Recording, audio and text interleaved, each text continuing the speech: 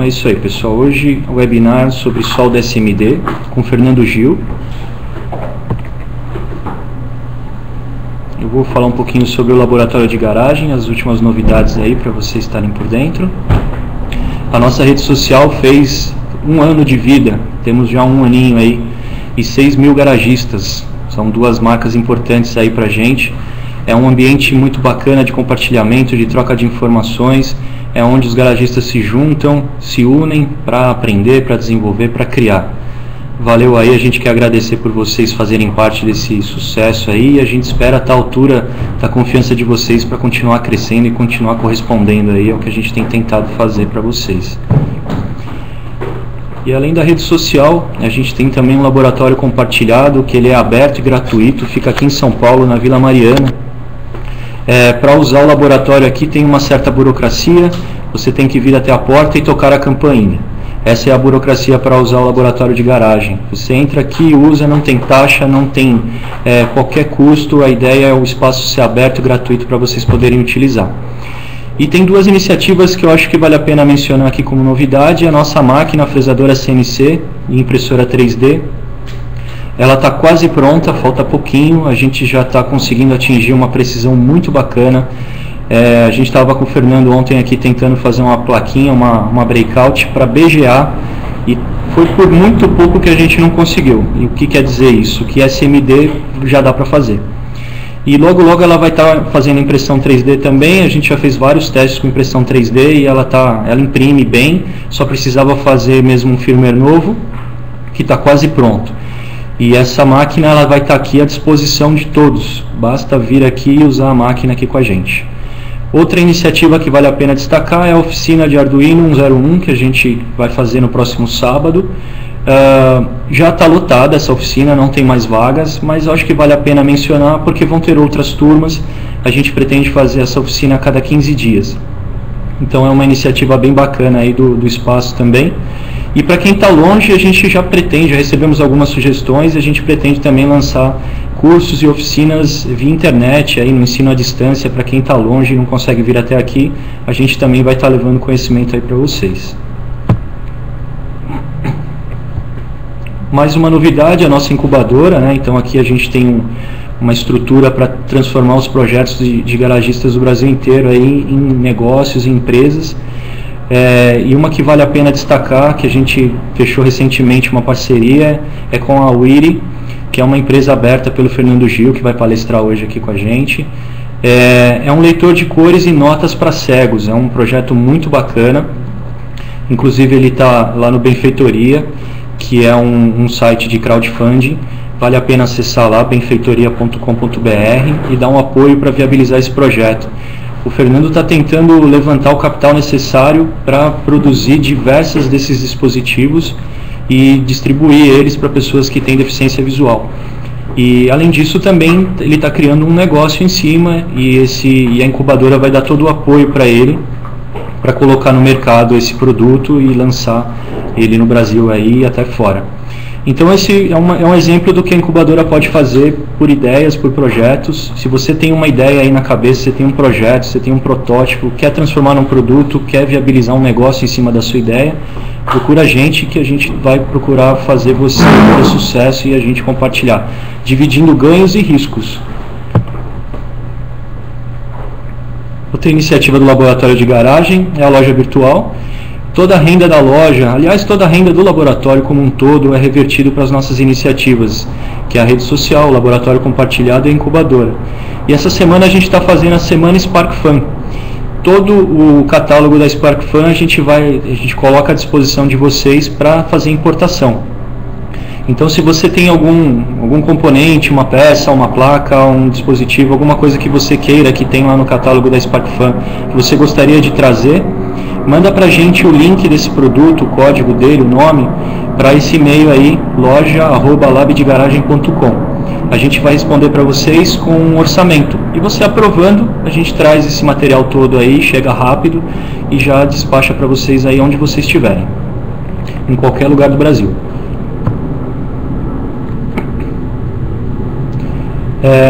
Essa webinar é patrocinada pela eGenial. A eGenial é a empresa que cede para a gente esse sistema Treinaton, que é o que a gente está usando aqui para fazer o webinar. A eGenial é uma empresa muito interessante, eles têm diversas iniciativas, inclusive cursos na área de tecnologia, vale a pena conferir. O site deles é o egenial.pro. Outro patrocinador do Lab de Garagem é a Farnell. A Farnell tem um catálogo imenso de componentes, equipamentos, todo tipo de dispositivos para quem desenvolve, tá? Especialmente em eletrônica, é muito interessante conhecer a Farnell e o catálogo deles. Então acessem farnell.com.br. E é isso aí, eu gostaria de convidar todos para oferecerem também a sua webinar. Você não precisa ser um expert no assunto, basta conhecer um pouquinho, ter uma paixão ali por um assunto específico, ou quiser compartilhar isso com o resto da rede.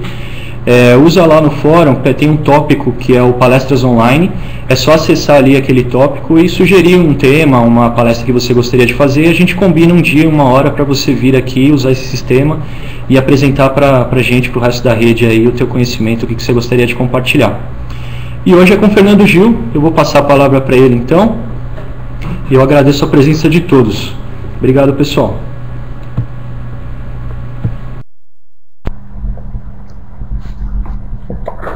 Boa noite, pessoal. Tá todo mundo me ouvindo bem aí? Testando o som mais uma vez. Opa, beleza, já vi que tá tudo ok. Bom, então, hoje a gente vai falar um pouquinho de SMD, que nem o Marcelo falou.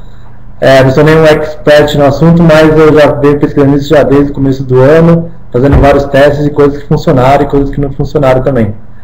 Então a ideia aqui é falar um pouquinho do que eu já fiz com SMD, um pouquinho de onde deu certo, onde deu errado, dicas aí para quem quer começar a mexer, que é um mito para todo mundo, falar, SMD é difícil soldar, não sei como é que faz, o que não faz. E daí quem tiver alguma dúvida, sugestão, aí fazer a pergunta ali embaixo, daí a gente vai respondendo aqui aos poucos, né?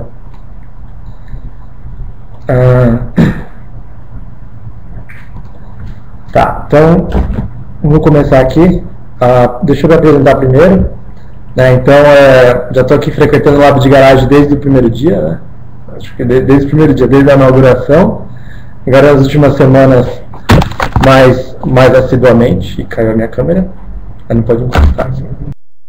Alô? Opa, voltou. Então, como o Marcelo falou, eu estou desenvolvendo um leitor de cores para cegos. Então eu vou falar um pouquinho dele e como é que dele vir parar no SMD. Então, quem aqui já conhece ou já mexeu com SMD? Quem não faz a mínima ideia? Usa os botõezinhos de positivo e negativo aí para a gente ter uma estatística.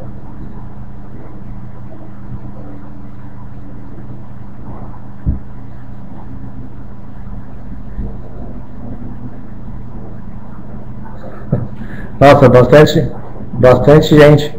Tá bem equilibrado aqui. Então... Bom,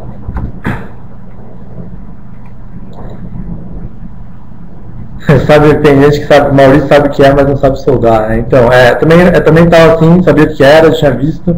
Falei, pô, eu vou precisar comprar um equipamento muito caro, alguma coisa assim. Mas eu já vi que não é nada disso. Então, SMD quer dizer Surface Mount Device, que nada mais é do que tradução para dispositivo montado em superfície, né? Então a ideia é que a gente tenha um dispositivo que não tem a necessidade de fazer furos na placa, e com isso a gente consegue atingir um tamanho menor, um maior número de pinos, e consegue aproveitar bem melhor os dois lados da placa, colocar uma maior densidade de componentes no seu circuito.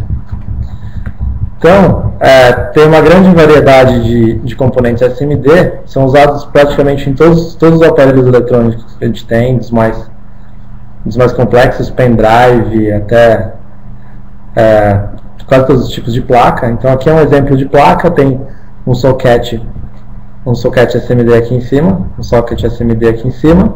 para fazer uma conexão de um periférico, alguns CIs SMD e vários componentes passivos SMD aqui no meio.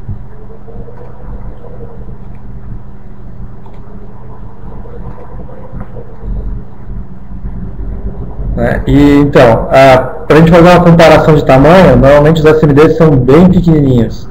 Então esse aqui é um capacitor eletrolítico convencional, um capacitor cerâmico convencional também, comparado com... Não tem... Calma aí, tá dando um problema aqui. Tá funcionando a mãozinha, não? O mouse não?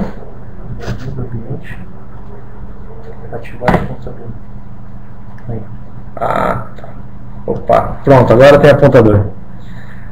Então, a gente tem aqui um capacitor eletrolítico, um capacitor cerâmico, comparado aqui com alguns componentes, alguns capacitores ou resistores também SMD. No caso aqui são todos capacitores SMD.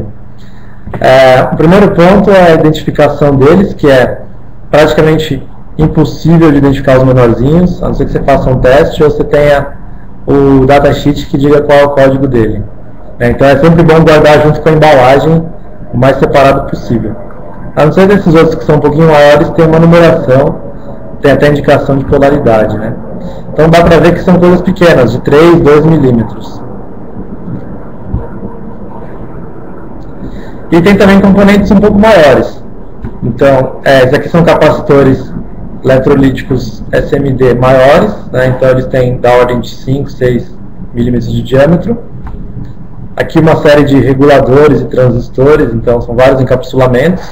Aqui é um encapsulamento comum para regulador de tensão, em que você tem entrada, saída, ground, e ainda tem mais um lugar aqui para dispersar um pouquinho de energia, né? E tem vários tipos de, vários tamanhos, por exemplo, aqui um transistor SMD, e aqui vários CIs SMD, né? Então, tem tanto da tecnologia DIP, sem ter o pino para perfuração, né? Quanto tecnologias diferentes, que nem esse aqui é o TQFN não, esse aqui é o SOT 8, o SOT 8 e o SOC 8 e o TQFN 32, que é esse aqui. Então, por exemplo, esse tamanho aqui é o tamanho do Wattmega 328, é uma variação dele, tem desse tamanho, e é uma das que eu usei e consegui fazer a solda aqui no laboratório também. Aí, se vocês procurarem na internet, então a gente tem vários termos, várias siglas relacionadas com os componentes SMD. A primeira, que é mais fácil de confundir, é com SMT, de tatu. Na verdade, só está diferenciando. O SMD de dado é para dispositivo e o outro é para tecnologia, né? Então, tem variação de tudo quanto é coisa, para montagem, para componentes, para pacote, equipamento que usa SMD, ou então até os encapsulamentos mais específicos, como o SOT, o SO e C, né, que são tipos de encapsulamento que um CI pode utilizar. Mas tudo isso, na verdade, são dispositivos SMD.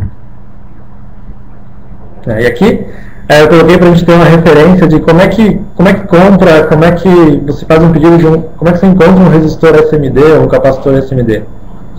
Bom, eles usam essa regrinha aqui, essa tabela de tamanho, são os tamanhos padrão no sistema métrico, tá? Então, a gente tem ali em cima, na primeira linha, 1 milímetro quadrado, comparando com 1 centímetro quadrado aqui embaixo, e cada um desses tamanhos é a numeração do encapsulamento que você vai usar. Então, se você vai usar um 0603, é esse quadradinho aqui desse tamanho. Se você vai usar um 2012, é um pouquinho maior.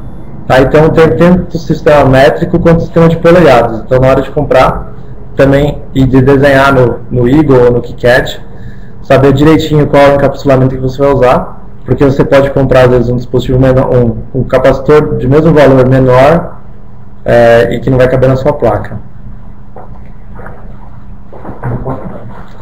Então, para soldar SMD, normalmente é utilizada uma máquina que nem essa. Então, essa é uma máquina que chama Pick and Place. O que ela faz? Ela tem aqui embaixo os carretéis onde são colocados os componentes SMD. Então, ela vai extraindo do carretel, vai posicionando na placa, e depois na sua frente, na linha de montagem, vai passar num forno, que é fazer o derretimento da solda e fixar os componentes na placa. Só que eu percebi que ia ser muito caro usar uma máquina dessas, né, para fazer protótipo. Então eu comecei a usar meu kit de ferramentas. Criei um pequeno kit aqui, juntei alguns materiais que a gente já conhece, com alguns outros, e comecei a experimentar para ver o que acontecia. Tá? Então, vamos passar um por um aqui, o que dá para usar para fazer SMD. Então, primeira coisa, ferro de solda básico, da Santa Efigênia, convencional. Alguma coisa importante de ressaltar no ferro: a potência não precisa ser muito alta, 30 watts já é suficiente. Se tiver um ferro muito quente, ficar com muito tempo, você vai correr grande risco de queimar o componente, derreter o encapsulamento dele, esse tipo de coisa. E a ponta do ferro, também não sei se dá para ver daí. A gente usa a ponta, aquela ponta redonda, não a ponta chanfrada que a gente chave fenda. Essa ponta redonda ela fica um pouquinho melhor e dá mais precisão para você usar um fio de solda mais fino. Tá? Então, aqui, continuando na lista, esse aqui é o kit básico de ferramentas, né? Então, alicate de corte bico para posicionar os componentes, cortar alguma coisa. Um fio de solda, esse que eu usei, que eu consegui utilizar, foi de 1 milímetro. Então, tem menores do que esse, fica até melhor de fazer, se tiver menor. Mas 1 milímetro já é suficiente, também já não é um normal, não é dos mais, nada especial nele. O sugador tem que tomar um pouquinho de cuidado, principalmente com os capacitores e resistores, que você pode sugar o componente e aí fica difícil de encontrar depois. E o apoio com as garrinhas para você fixar a placa e fixar outros materiais para auxiliar a posicionar. Que a coisa mais difícil é posicionar o componente no lugar certo. E a esponjinha básica para limpar a ponta do ferro e garantir que vai ficar bem soldado. Então, aí, além do kit básico, o que precisa para fazer SMD bom? A gente precisa do fluxo, da canetinha de fluxo, pode ser em caneta ou pode ser em pasta. Essa aqui é uma canetinha que você pinta, fica na frente. Aí, a gente tem uma canetinha que você tem fluxo, né? Então, como é que funciona o fluxo? Ele é um líquido que repele metal. Então, ele vai ficar, quando você coloca ele em cima da placa, automaticamente ele vai sair das trilhas e vai ficar só entre as trilhas. E quando você derreter o estanho vai ficar só em cima do cobre da placa. E não vai vai facilitar você a não deixar as coisas em curto-circuito. E caso você coloque curto-circuito, para remover o excesso de solda, tem esse outro fiozinho aqui, que é o solder wick, que eles chamam. É um fio de cobre, é uma malha de cobre flexível, que você esquenta junto com o ferro de solda em cima do estanho e ele suga todo o estanho em excesso. Suga todo o estanho, ficando praticamente aquela camada que fica embaixo do componente. Então é bem útil. A maioria das vezes a gente coloca um pouquinho a mais de estanho e tira com esse fio de solda. E as pinças, pinças é legal utilizar os tamanhos que tem os mais variados tamanhos, e é legal utilizar assim, testar vários e ver qual que se adapta melhor. Eu gosto mais de usar a ponta curva, tem gente que usa a ponta reta, tem vários outros modelos de pinça também. A gente tem essa daqui que eu uso bastante, que é uma pinça, parece pinça cirúrgica. Ela é uma pinça que consegue travar aqui o componente na frente, então você pode usar para pinçar alguma coisa e fica bem firme, Outra ferramenta muito útil é esse estilete para maquete. Ele dá para encontrar em lojas que tem material para desenho e para maquete e arquitetura, que é um estilete com uma lâmina, um cabinho mais firme, um pouco mais firme para você fazer corte. É tipo praticamente um bisturi, que serve para tirar um excesso de estanho ou algum curto que ficou entre as trilhas, entre as pernas de algum veículo.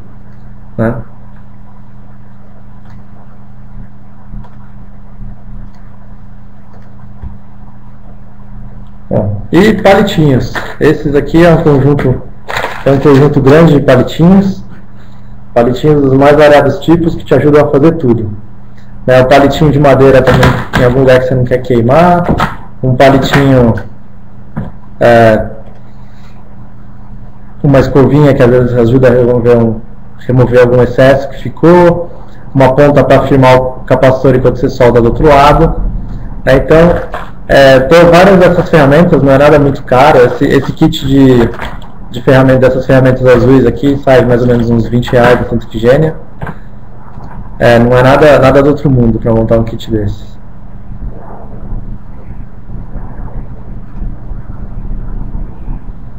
Opa, pulou.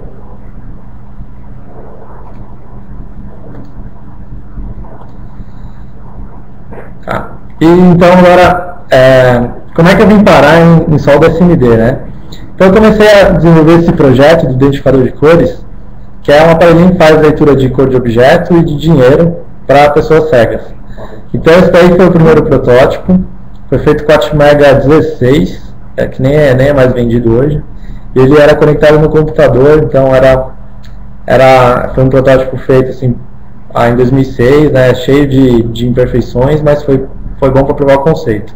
Aí depois disso, a gente evoluiu e falou, vamos colocar para funcionar então o identificador de cores. Então é um aparelhinho que você aperta o botão, ele vai capturar com o sensor RGB qual é a cor do objeto e ele fala se é vermelho, azul, amarelo. E se for dinheiro, ele vai falar qual que é a cor qual que é o valor da nota. Tá? E daí essa aqui foi a primeira versão para valer do identificador de cores. Então ela foi uma versão baseada em Arduino. Dá para ver a saída ali do USB e a tomada de tensão ali do Arduino. E tinha dois botões, um para falar cor e um para falar dinheiro, uma saída de áudio. Né? Não, é sobre SMD, a gente já vou mostrar de onde que saiu o SMD. Então, na primeira versão a gente tinha feito um shieldzinho básico que só usava componente convencional. Mas aí conforme a coisa foi aumentando, opa, foto errada. Conforme a coisa foi diminuindo, não dava mais para usar componente convencional e tinha que usar componente SMD. Então eu tive o desafio de construir uma placa que coubesse tudo naquele espaço ali, que é um espaço que é uma plaquinha bem pequena, que cabe aqui dentro. É uma plaquinha desse tamanho aqui. Então, com tudo soldado em laboratório, sem usar nenhuma das ferramentas industriais.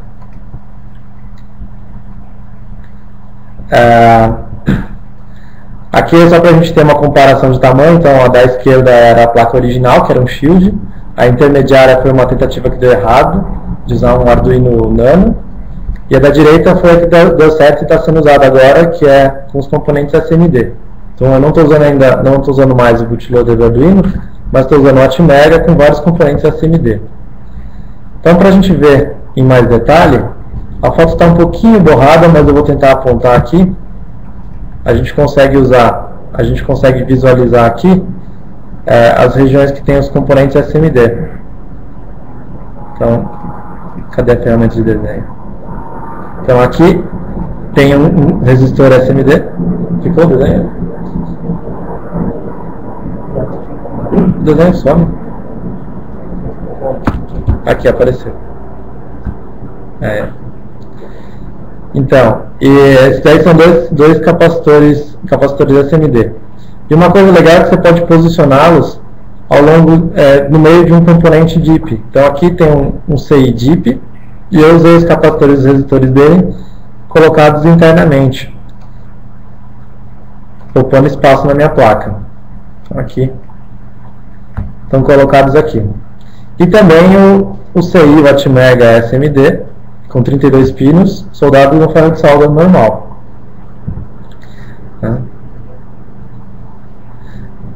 Para soldar o resistor e o capacitor, eles são praticamente um bloquinho de semicondutor com os contatos metálicos.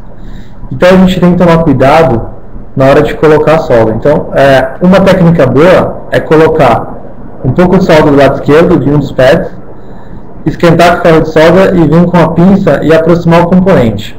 Só que a gente vai ter a situação da figura 1. Né? Deixa eu limpar a tela. A situação da figura 1. Figura 5. Se você colocar a solda dos dois lados, se você colocar a solda dos dois lados antes, a gente vai ter a figura 5. Se a gente colocar a solda só de um lado, a gente consegue posicionar com a pinça o componente na primeira bolha de solda, digamos assim, e daí ele já fica fixo.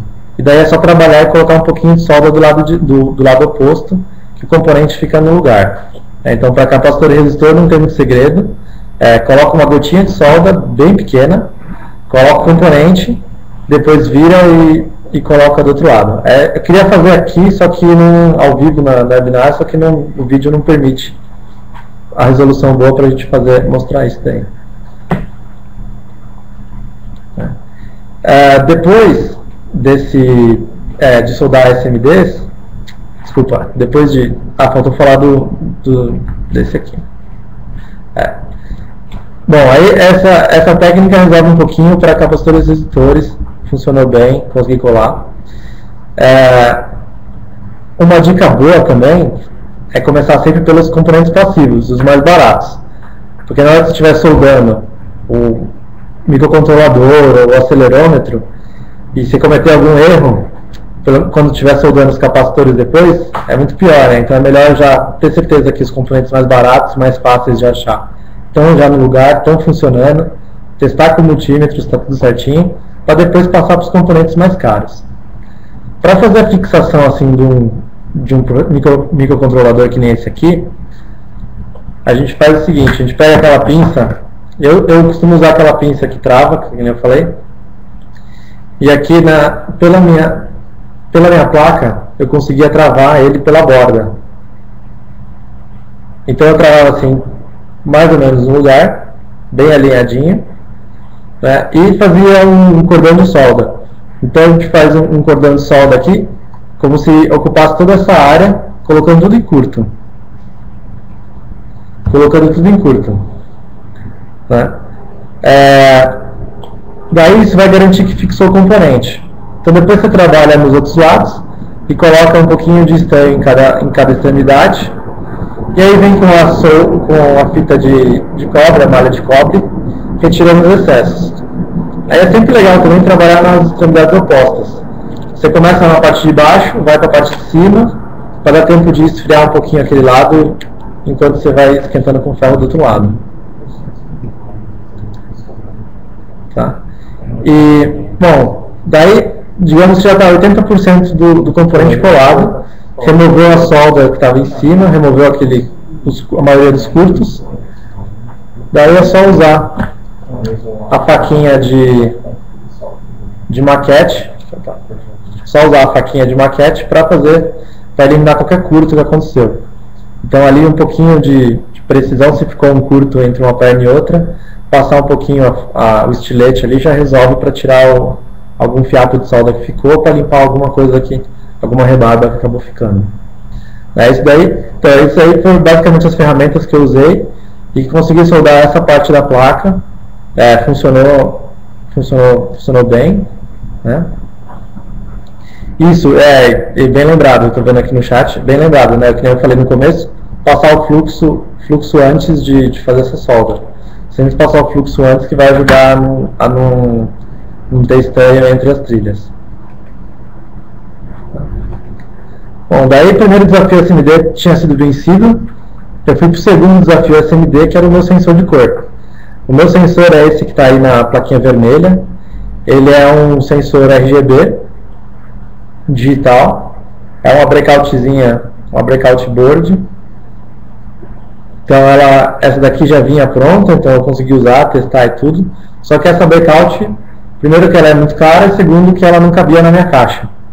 Então eu tinha que desenvolver uma outra breakout, que foram essas outras aqui que estão ali do lado na foto. E para isso eu precisava soldar esse sensor. E a diferença desse sensor para o microcontrolador Pot Mega é que ele não tem pernas, não tem as pernas para você fazer a solda. Ele tem os contatos na lateral, indo por baixo. Então era impossível de alcançar os contatos com o ferro de solda. E daí, para fazer essa solda, né, desse jeito aí, que aí dá para ver já a solda derretida por baixo, encostando em um dos pads em um dos pinos do sensor, e ela escorrendo um pouquinho pelas trilhas. Então, para fazer essa solda, eu usei fluxo de novo, e usei também a pasta de solda, a solda em pasta. Então, a solda em pasta também é fácil de encontrar na Santa Ifigênia. Ela é uma solda pastosa que você consegue pôr no lugar do componente. E tinha muita coisa que eu vi, muito tutorial que eu vi, que dizia para você usar uma tela que eles chamam de stencil, que é uma tela tipo o silkscreen, em que você passa essa pasta de solda por cima da sua placa e tem pasta só onde são os contatos, só onde você vai querer soldar. Fazer isso é bom, mas nem sempre você consegue ter um stencil desse feito, cortado a laser. Então o que eu fiz foi, com a própria bico dessa pasta de solda e com uma seringa, colocar nos pontos principais, com fluxo antes, claro, para que a solda fique só ali onde vai ser colocado o componente, e posicionando o componente com a pinça por cima. Depois disso, é só usar a panela, uma panela quente, um prato quente que nem esse, vendido no supermercado. A maioria deles, pelo que eu vi, a especificação deles atende a curva de derretimento do estanho. A gente só tem que tomar cuidado, às vezes, para não ir muito mais do que o componente absorve. Tá, e daí 5 minutos, 5, 10 minutinhos nessa panela, você vê a solda, a pasta de solda, evaporar um pouquinho do líquido que vem junto com ela, da água, e você vê ela tem uma coloração fosca, e daí ela fica totalmente brilhante. Então, nesse ponto, já ficou derretido, é só esfriar e tirar da panela, que o seu componente vai estar quase tudo colado. E não tem segredo. Eu vi vários tutoriais também que dizem assim, precisa ter controle de temperatura, precisa fazer um PWE, alguma coisa ali na saída para regular a potência da panela, para regular a temperatura. Olha, só não passar muito, ficar muito mais tempo do que a temperatura máxima que o componente aguenta, que está certo.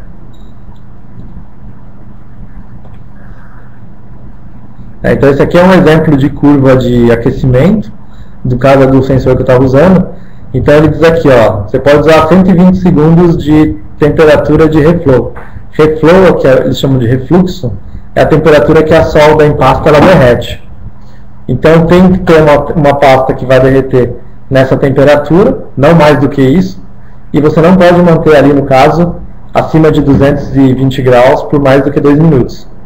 Então é só cuidar para não deixar muito mais tempo que isso, que não vai ter problema nenhum no seu componente.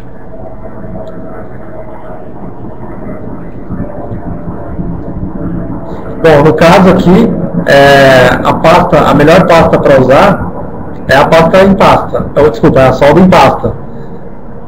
A gente tentou, sem ferro de solda, não dá para usar aquela solda, essa daqui, né, a solda em fio.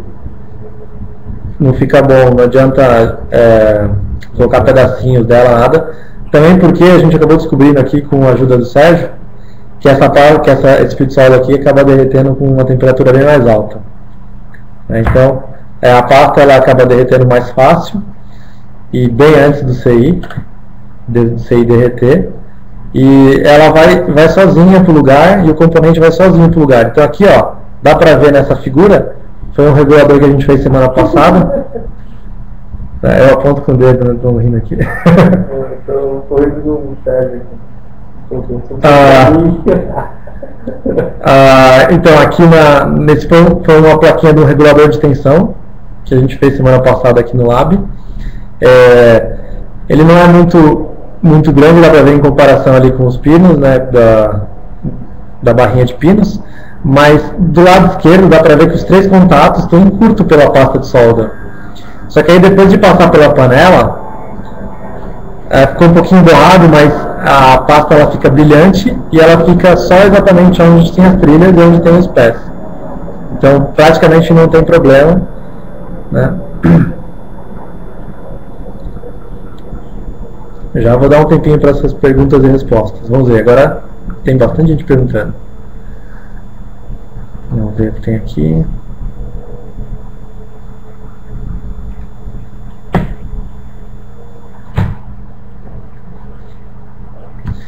Como consigo ver os valores dos capacitores SMD? Pela embalagem. O Wanderson perguntou, pela embalagem, não mistura porque eu ainda não descobri uma forma de identificar. Se não tiver um aparelho que meça a capacitância, é impossível. O Américo Lopes perguntou se usar uma cola condutiva é uma boa alternativa. Olha, eu nunca usei, mas eu não sei se ela tem, se ela conseguiria colar o componente, se você conseguiria colocar ela com uma precisão tão boa. Pode ser uma alternativa, eu nunca vi essa cola.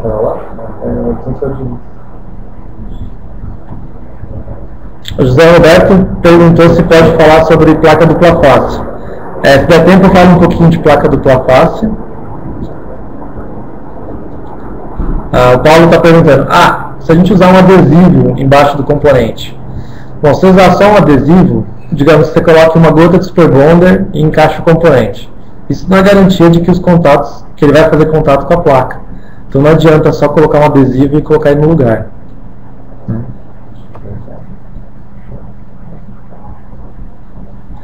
Mais uma pergunta sobre placa, eu vou responder daqui a pouco. O Wilson perguntou, o que é placa breakout? Breakout é uma plaquinha que serve para expandir os pinos de algum componente pequeno. Então ela já vem normalmente com, no caso aqui o sensor de cor, ele precisa de alguns capacitores e resistores. Então eles já vêm associados na placa e ele vem com os contatos já num tamanho que você consiga soldar mais facilmente. Então aqui ele já vem com uma barra de pinos e já vem com todos os componentes colados na superfície. Então a alternativa você poderia comprar uma plaquinha dessas breakout ao invés de fazer uma em casa. Mas aqui a ideia é fazer uma em casa no laboratório.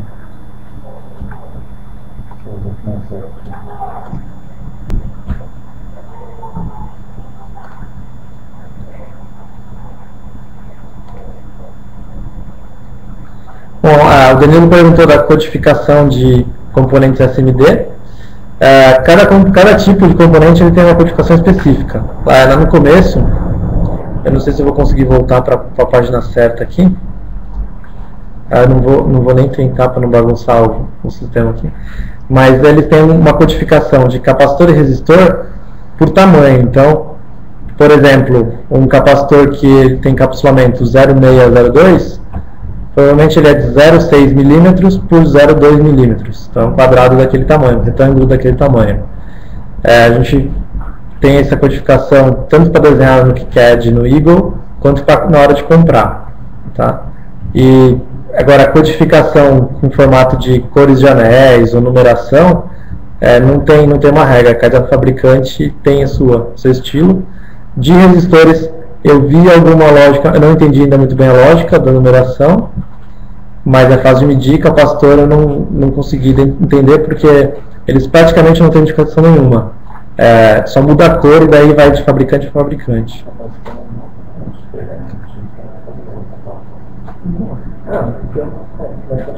Bom, da aplicação em solda em pasta, o Sérgio perguntou. Vamos explicar de novo. Como é que a gente faz? A gente coloca a pasta em cima do... A gente coloca a pasta, passa o fluxo. Deixa eu ver se eu consigo pegar uma plaquinha aqui.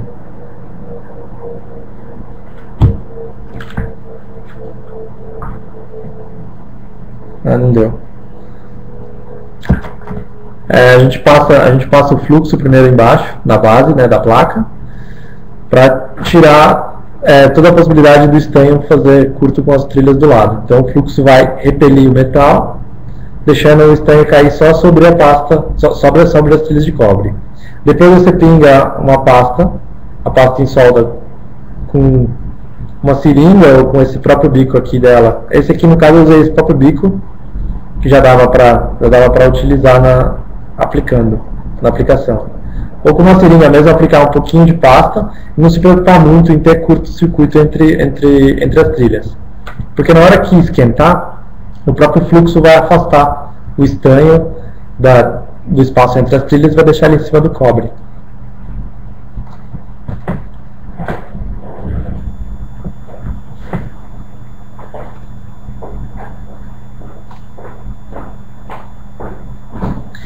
se precisa fazer alguma proteção aqui, o Edu perguntou. Precisa colocar papel alumínio para proteger a placa? Não. Eu usaria papel alumínio se você quiser proteger a panela. Né? Então é bom ficar também o aviso que eu não indicaria usar a panela depois para cozinhar. Então é bom deixar, se puder, deixar uma panela separada só para isso. Ou um forninho elétrico também. Alguns forninhos elétricos também chegam na temperatura de 200, 250 graus, que daria também para esquentar, derreter o estanho e fazer o mesmo processo.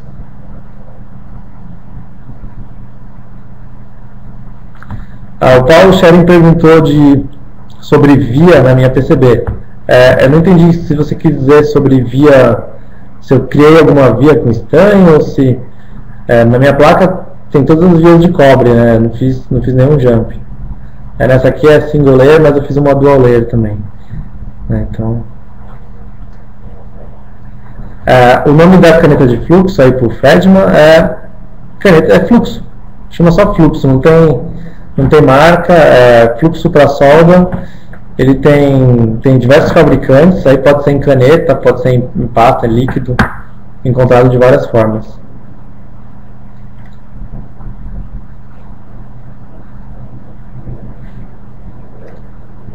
Voltando aqui para os slides, depois de uma sessão de perguntas rápidas.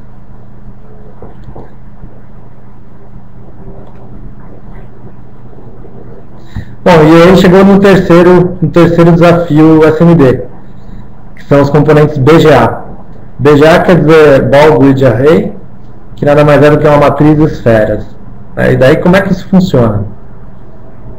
Ele é um encapsulamento quadrado, em que a gente tem todos os contatos feitos em forma de esferas colocadas embaixo do CI. Então esse aqui é uma dificuldade enorme para soldar, tanto para soldar quanto para confeccionar a placa. Né? Então, na verdade, eu ainda não consegui chegar no ponto de soldar.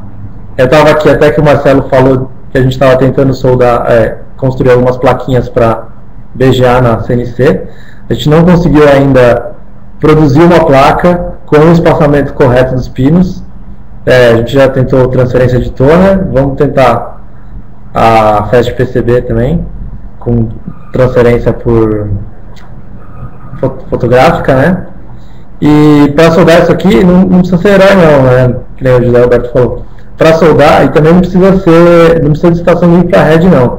O mesmo forno que fez aquela placa blackout que eu falei, é o mesmo forno que vai conseguir fazer essa daqui, né? Com uma contagem baixa de pinos. A menos que você pegue um CI com 40, 80 pinos, aí realmente fica um pouco mais complicado, mas com a contagem baixa, que é a maioria dos componentes mais comuns do BGA, pelo que eu já pesquisei, dá para fazer com a panela ou com o forno. Eu só não consegui fazer ainda foi a placa com o espaçamento correto na trilha. Então, assim que ela estiver pronta, eu vou fazer o teste, daí já coloco as novidades em discussão na rede.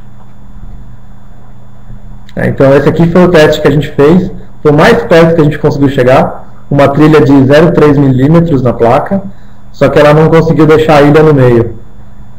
No caso era um componente que tinha 9 bolinhas, 3x3, então precisava ter um contato no meio e acabou saindo o cobre ali do meio. A gente está tentando fazer. Bom, deixa eu ver se tem mais perguntas aqui.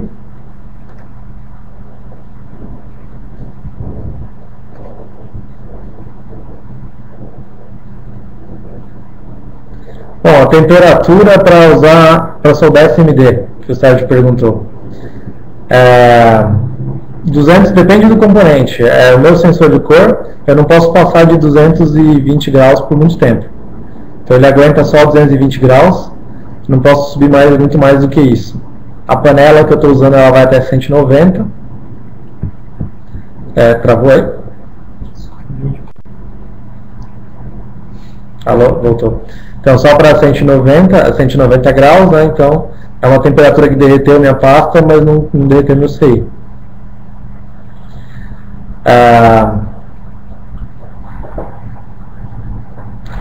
Bom, o Juliano perguntou se usar um secador de cabelo vai conseguir soldar calor suficiente para derreter o estanho para SMD. Olha, nunca vi. Você pode testar e postar na rede para ver o que acontece. Eu vou tentar pegar um secador também. Não sei se o que tem em casa é tão forte que nem esse, mas posso testar.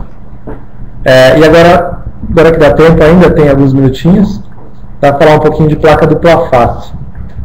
Deixa eu ver se eu consigo pegar uma placa dupla face aqui. Não tem nenhuma aqui perto.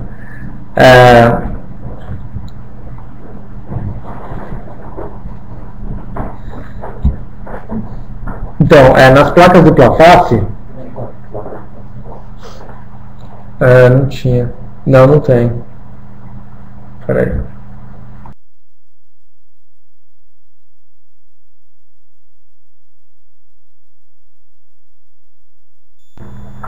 Bom, valeu, Dalton. Vou pegar a placa dupla face aqui.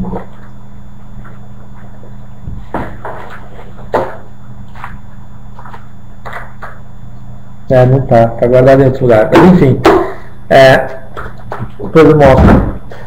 Nas placas dupla face, a dificuldade é a gente alinhar as trilhas de um lado com o outro. Então, como é que eu fiz? Dessa daqui eu fiz uma igual a essa, dupla face também. Para desenhar, eu só usei o Eagle. Então no Eagle a gente usa uma camada de top e uma camada de bottom, que é a parte de baixo. E usando aquela ferramenta de virar o componente espelhado, a gente consegue colocar ele em cima ou embaixo. Tá? Então na hora de corroer, como eu faço com transferência térmica, com toner, eu aplico o toner de um lado, vejo depois se está tudo correto, se aplicou bem o toner, tiro o papel. Com o desenho estampado na placa, eu faço os furos de alguns componentes nas bordas da placa. Então, mais distante um do outro, para garantir uma precisão um pouquinho melhor. E com esses furos de referência, é o lugar que você vai ter de referência para colocar o verso da placa. Então, aí você vira, coloca o papel do outro lado, alinhando pelos furos que você fez na placa, e daí faz a transferência térmica também. E você vai ter uma placa dupla face. A diferença de usar uma dupla face feita em casa e uma dupla face feita em indústria é que os buraquinhos que você vai fazer para usar de jumper entre trilhas não vão ter cobre, não vão ter nenhum metal ali dentro. Então você vai ter que colocar um fiozinho, um pedaço de fio que sobrou de resistor ou capacitor e soldar dos dois lados para garantir que a trilha vai passar de uma camada para outra. Tá, então é basicamente isso para usar dupla face.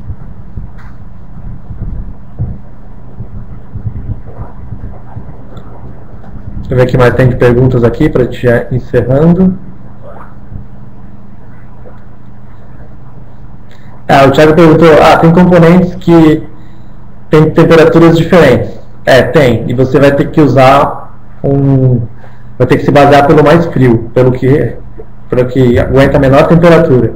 Então se você tem um que aguenta 180 graus e o outro que aguenta 220, você vai ter que usar uma pasta que consiga derreter a 180 para não queimar nenhum dos seus componentes. E você põe tudo ao mesmo tempo na panela.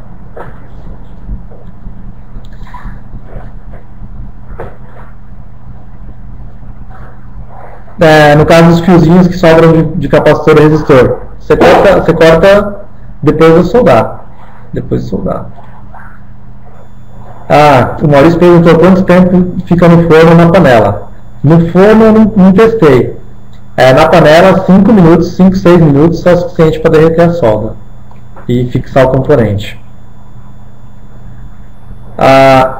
O Eduardo perguntou, estação de retrabalho, qual que eu recomendo? Bom, eu não recomendo nenhuma ainda porque eu nunca usei estação de retrabalho. Eu soldei tudo com ferro de solda e panela.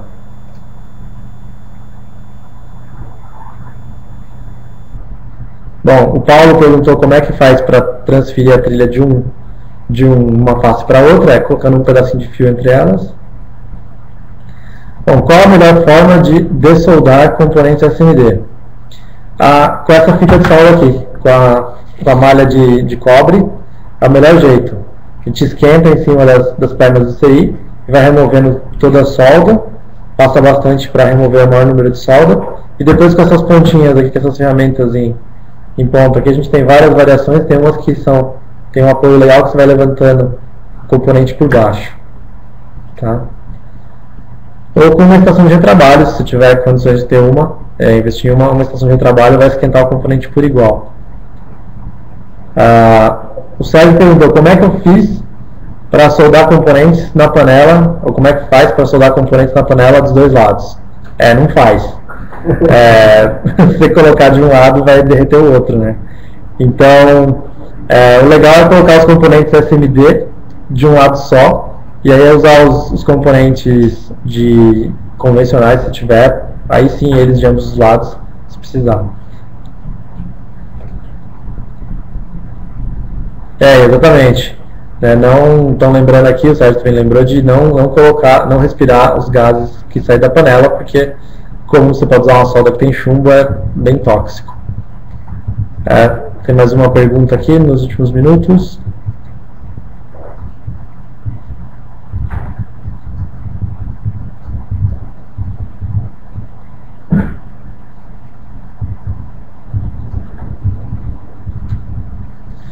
Bom, o José Roberto perguntou se completar os espaços que ficam entre os CIs com polígonos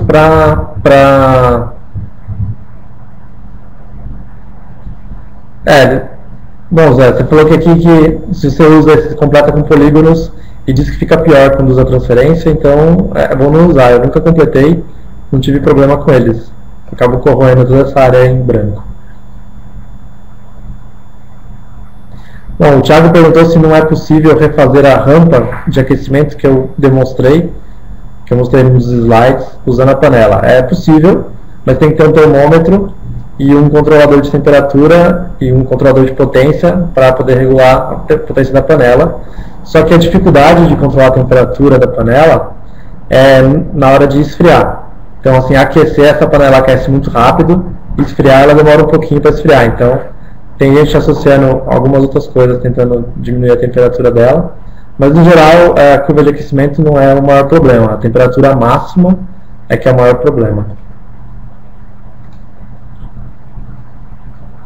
Bom, acho que é isso, pessoal, estamos aqui acabando o tempo. Se alguém tiver mais alguma pergunta, ainda dá tempo de responder mais uma. Não sei se o Marcelo quer falar mais alguma coisa para encerrar. Eu vou encerrar, mas saiu uma pergunta. Saiu uma pergunta aqui. Vamos ver a última pergunta.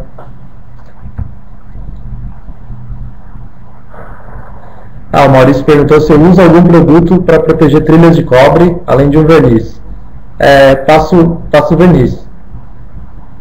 Só verniz. Na verdade, eu não passei muitos vernizes nas placas até agora, não. Mas quando eu uso é verniz mesmo, não tem nada muito diferente disso. Verniz tem vários verniz, tipos de verniz são vendidos também na Santa Efigênia, em várias lojas, não tem uma marca específica. Agora, a pergunta do Nino é interessante, que ele fez, se a panela tem que estar vazia ou se tem algum fluxo. A panela é completamente vazia. É completamente vazia, você vai aplicar o fluxo em cima da placa, e vai aplicar a solda em cima da trilha, vai pôr o componente em cima da placa. Então, e você põe a placa na panela. Tá? Então, não põe nada na placa, completamente vazia, nada. Bom, então é isso aí, pessoal, obrigado pela presença. Quem puder conferir o projeto aí do Prisma, identificador de cores, estamos no último dia da campanha, tem o endereço aí em amarelo embaixo. É isso aí, valeu!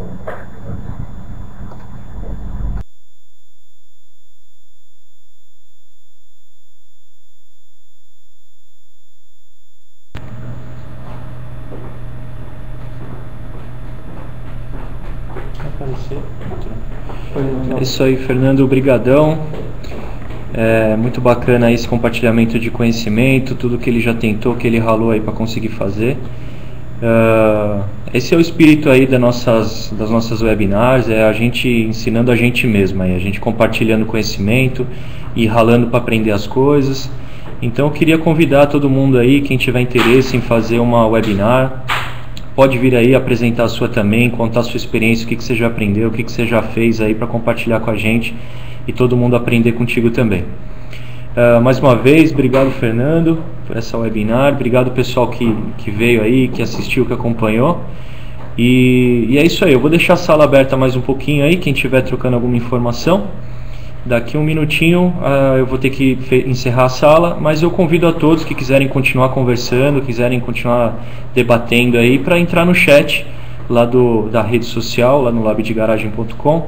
Entra lá no chat, quem tiver interesse em continuar conversando, só acessar lá. Obrigado, pessoal, e até a próxima.